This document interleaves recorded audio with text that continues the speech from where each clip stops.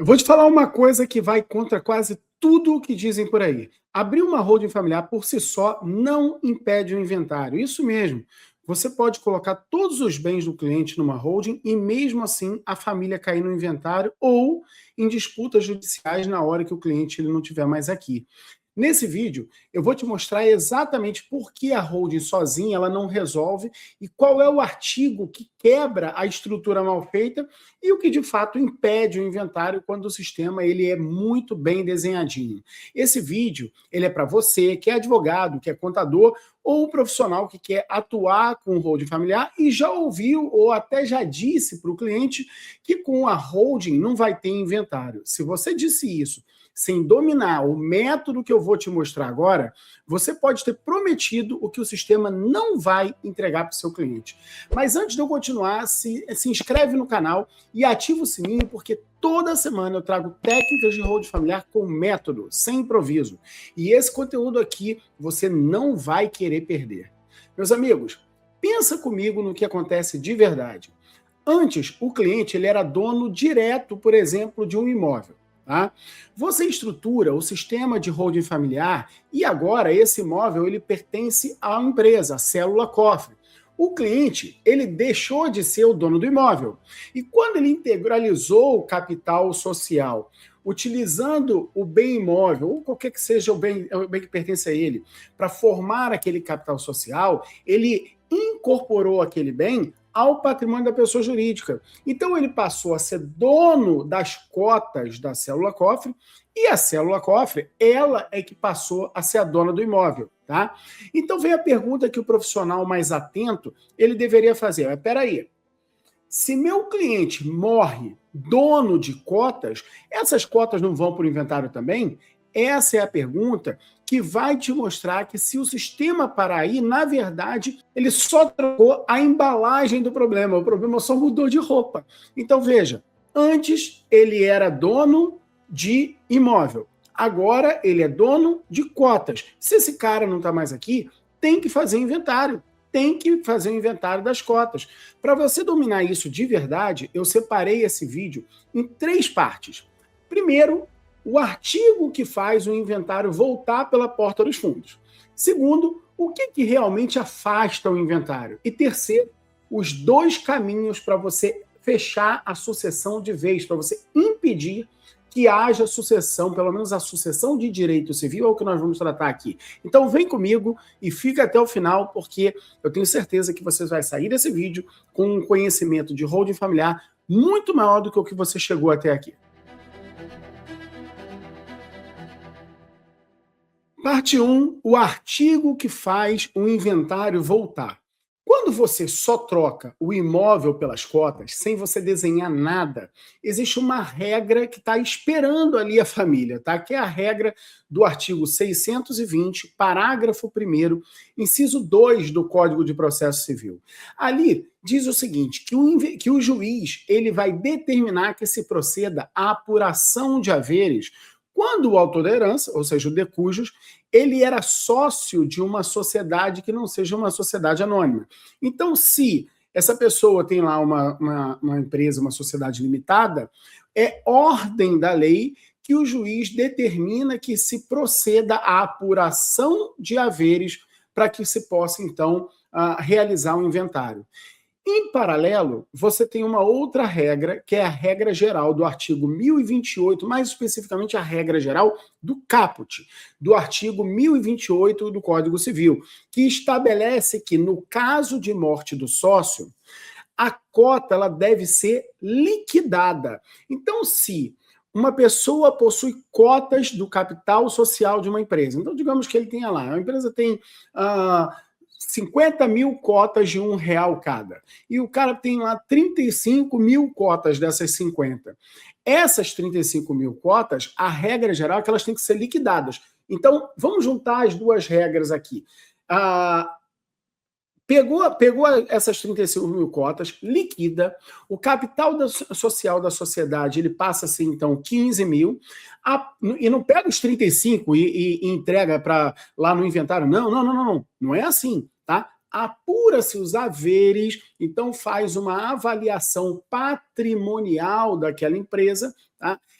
e a partir daquela avaliação patrimonial, 35 partes de 150, ok? Então, 35 de 150 você entrega lá no inventário. Traduzindo para o mundo real, o cliente morreu sócio de uma limitada. E aí, o que acontece? Então, você liquida as cotas dele, apura os haveres que caberiam a ele e entrega esses haveres ao inventariante mediante um alvará do juiz do inventário. Ou deposita em juízo lá onde se processa o inventário. Ou espera terminar o inventário judicial e paga a quem for de direito depois do inventário finalizado, obviamente, mediante o alvará do juiz. Ou seja, você não inventaria mais o imóvel, mas você inventaria a participação societária. Tá? Então o problema ele não sumiu, só mudou de roupa. E pior, a estrutura ela ainda pode ser pressionada a pagar esses haveres em dinheiro em até 90 dias, porque é isso que diz o parágrafo 2º do artigo 1031 do Código Civil. Então, imagina esse mesmo caso que eu dei. Imagina só, o cara tem 70% do capital social de uma empresa. Vai liquidar a participação dele e tem que pegar 70% de tudo que a empresa vale e pagar em dinheiro em até 90 dias. Você tem noção do que é isso? Para a grande maioria das empresas, imagina só, quase que a totalidade das empresas, se você faz um desinvestimento de 70% de toda a avaliação patrimonial da empresa, caraca, lascou-se. Você quebra a empresa. E quebra mesmo. Não é à toa que o inventário ele é um grande quebrador de negócios, ele é um grande destruidor de patrimônio e de negócios. Ele é, vou dizer assim, ele é um empobrecedor de famílias. E não é só um empobrecedor da família que tem patrimônio, não. Porque essa família que tem patrimônio, aquela empresa, tem gente sendo empregada, tem postos de trabalho que vão ter que fechar por causa do inventário. Eu já vi isso acontecer muitas vezes. E sabe o que é mais triste? É porque como advogado que atuava naqueles inventários, eu ganhava dinheiro com isso. Olha que triste. Você ganha dinheiro num negócio em que todo mundo sai pior do que entrou. O inventário, ele é o único processo no país em que todo mundo, todas as partes, saem perdendo. Todas as partes. Tem um que não sai perdendo, que é o advogado. Mas, de verdade, eu não quero ter esse tipo de ganho. E eu dei a sorte de encontrar pessoas que não querem ter esse tipo de ganho para poder ensinar a elas como trabalhar com hold familiar. Ah, mas eu não me importo de ter esse tipo de ganho. Tudo bem. Mas pensa, não é muito mais fácil você oferecer para pessoas que estão vivas do que ficar igual um coveiro procurando morto para ver família que você vai ajudar em inventário? Não. Então vamos entender o papel que isso aqui joga para o país, para as famílias, para a vida do profissional que vai trabalhar com isso. Agora, entendida essa primeira parte, vamos avançar. Parte 2, o que afasta o artigo 620 do CPC, do Código de Processo Civil? Agora, presta muita atenção, porque é aqui que o profissional que faz holding familiar com método, ele se separa daquele que age no improviso.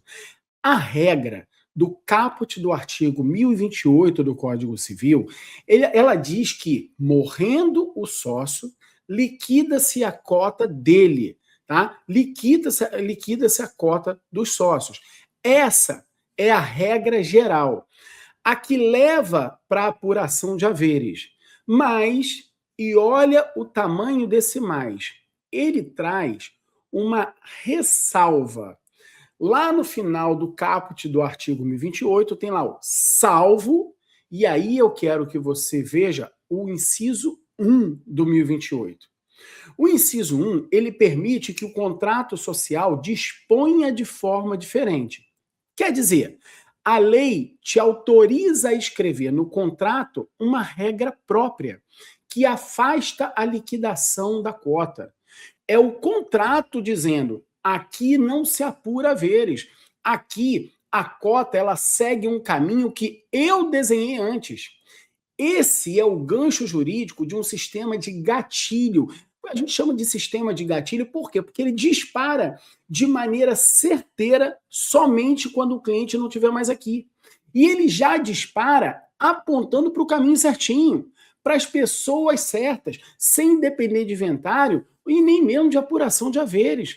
Sem essa cláusula, vale a regra geral e a família vai para a apuração de haveres e para o inventário. Com ela, você constrói a barreira que mantém o patrimônio institucionalizado para sempre, ou enquanto for vontade da família, enquanto for vontade dos donos desse patrimônio.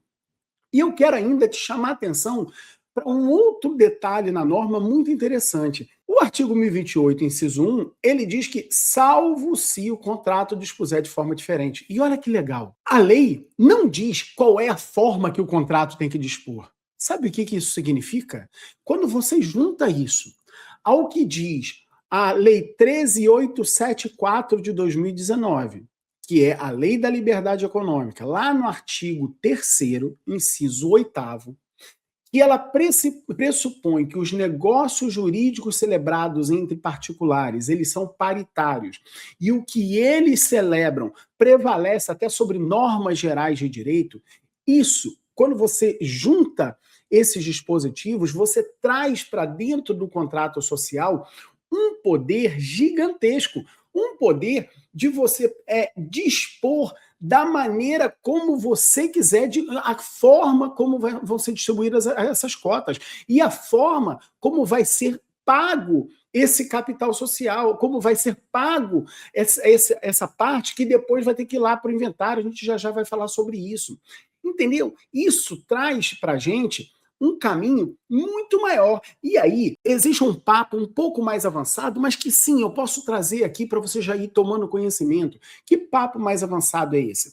As normas do DREI, tá? O DREI, que ele é o Departamento de Registro Empresarial e Integração. O DREI é o grande órgão do governo federal que congrega as juntas comerciais, tá? As regras do DREI, elas delimitam que o contrato social ele não pode funcionar como um instrumento de planejamento sucessório. Ele não pode funcionar, por exemplo, como se fosse um testamento, dizendo quem vai ficar com o quê. Não, não pode.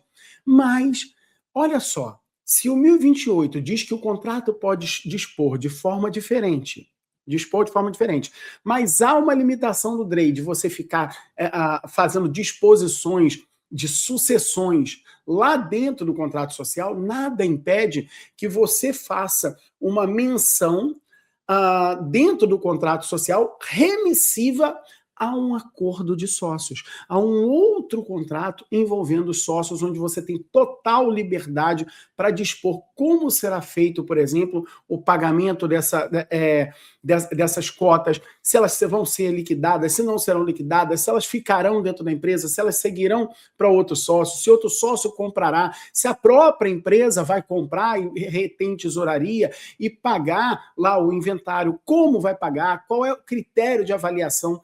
Tudo isso vai caber à área da porta para dentro da empresa. E isso traz um campo para você atuar maravilhoso, porque a gente tira o império do direito sucessório, do direito civil geral, e traz aqui para o império do direito societário. Então, nós tiramos a sucessão hereditária patrimonial e trazemos isso aqui para o campo da sucessão societária, que são regras muito mais afáveis, muito mais tranquilos de você poder trabalhar. Parte 3, os 2 caminhos para você impedir a sucessão hereditária, a sucessão do direito civil. Caminho número 1, a doação das cotas em vida. Sim, você pode impedir que haja o inventário doando as cotas dos pais para os filhos. Então, o cliente, ele doa as cotas para os filhos enquanto ele ainda está vivo, mas com reserva de usufruto e um conjunto de cláusulas que asseguram poderes que são absolutos na mão do pai. Poderes esses que não são possíveis de você fazer, por exemplo, lá na doação de bens próprio do direito civil, mas no direito societário, sim. No papel, a titularidade dos bens ela já passou para os filhos. Então, na prática, o pai segue ali no comando de tudo até o último dia de vida dele. Quando ele não está mais aqui, não tem cota para inventariar, porque ele já tinha transferido a titularidade em vida. Então, o bem ele não some, o controle ele não vaza. E o inventário ele simplesmente não acontece, porque não tem nada para ser inventariado. Esse é o caminho de número 1. Mas também tem um segundo caminho, aliás, Esse caminho de número 1, pelo fato dos profissionais que atuam com isso se fecharem e não se desenvolverem muito, você praticamente não via a existência do caminho de número 2, que eu passo a te dizer agora, que é um caminho que a gente desenvolve muito lá dentro do time Holding Brasil. Para te explicar o que é o time Holding Brasil, o time Holding Brasil, ele reúne os profissionais que atuam com holding familiar no país inteiro. Eu tenho o orgulho e a honra de ser um dos fundadores do time Holding Brasil. A gente existe desde 2019 e a gente reúne alguns milhares de profissionais que são os profissionais que atuam com isso. Hoje, lá dentro, nós temos ali os 50 maiores escritórios de holding familiar do Brasil, eles estão lá dentro, fazem parte do time Holding Brasil. Então, as famílias que buscam fazer uma estruturação patrimonial de negócios, elas já perceberam isso. Então, elas consultam antes, descobrem se essas pessoas são ou não são membros do time Holding Brasil, né? E ali dentro, a gente debate grandes soluções, como, por exemplo, o que é o caminho de número 2, que é o sistema de gatilho dentro do contrato. Usando aquela ressalva do caput do artigo 1028, junto com o inciso 1, você desenha no contrato a migração automática do controle. Então, enquanto o cliente existe, ele é o dono integral da chave do cofre. No dia que ele não estiver mais aqui, no dia que ele falecer, o gatilho dispara. E aí o controle, ele migra automaticamente para quem ele nomeou antes. Não tem inventário, não tem apuração de haveres, não tem sucessão hereditária, não tem processo de inventário. E sempre tem que ser respeitada a legítima. Isso não pode ser uma manobra para você tentar driblar herdeiro necessário. É uma organização do que já é legítimo entregar. Da mesma forma, tá? Você não pode nem sonhar em tentar usar esse sistema para ludibriar o credor, para frustrar a execução. Não vai funcionar. Ah, Márcio, então nesse caso, não vai ter que pagar, por exemplo, o ITCMD. Aqui, vamos separar o joio do trigo. O ITCMD, ele não é um imposto. Tá? Ele não é um imposto, ele é a previsão de 2 impostos. O imposto que incide na doação e o imposto que incide na herança.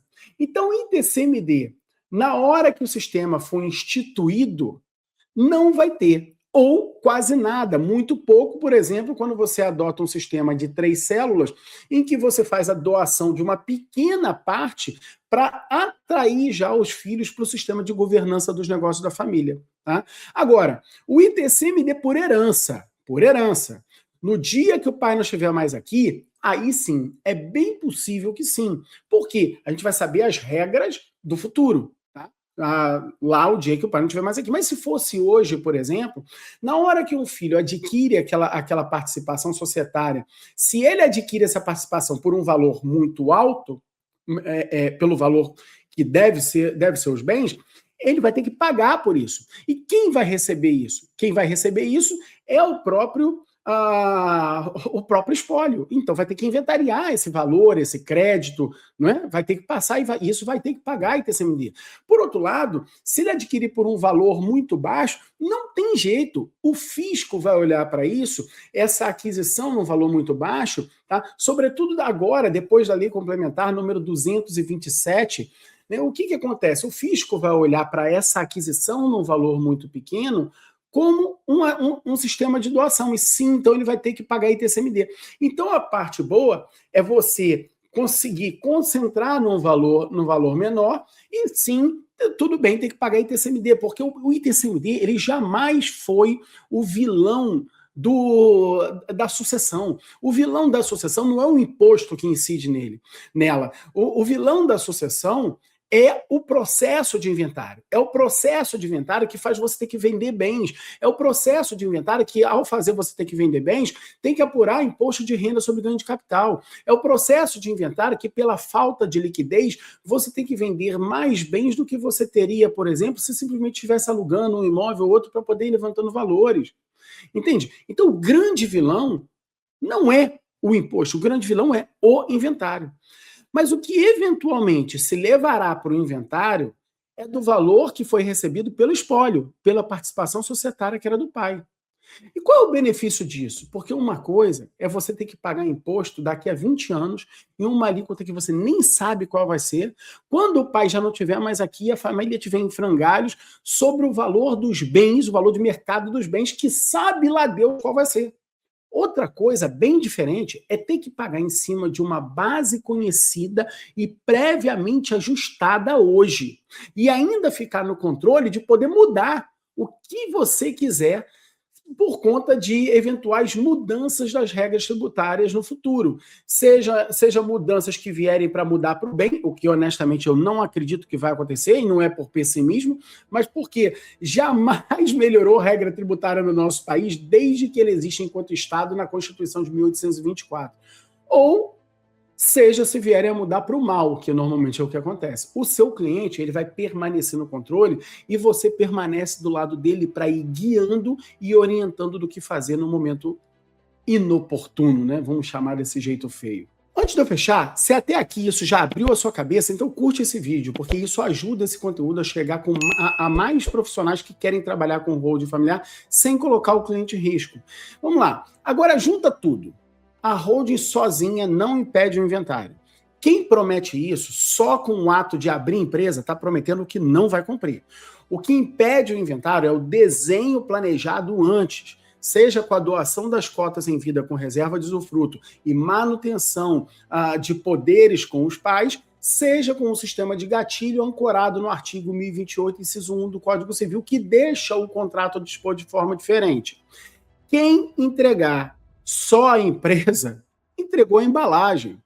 Quem entregar o sistema com o método, aí sim, entregou a proteção e a perpetuação do patrimônio da família. Essa é a diferença entre quem faz holding familiar com método, sem improviso, e aquele que vai improvisando. E olha só, se esse tipo de raciocínio ele te mostra que existe uma advocacia técnica de alto valor, longe da dependência do Poder Judiciário, tem um vídeo aqui no canal que precisa ser o seu próximo. Em 2026, saiu uma lei que mexeu justamente na base de cálculo do imposto sobre herança, e eu mencionei aqui nesse vídeo já. Tá? Ela criou uma armadilha para quem faz holding familiar sem método. O tema é a armadilha da holding familiar em 2026. Esse vídeo, ele trata da Lei Complementar número 227. Ele vai aparecer aqui na tela agora para você, então assiste depois desse aqui, que ele se encaixa direitinho no que a gente acabou de ver por aqui. Holding não é trocar imóvel por cota, é desenhar um sistema com método, porque, como eu digo, holding familiar é método, não é improviso.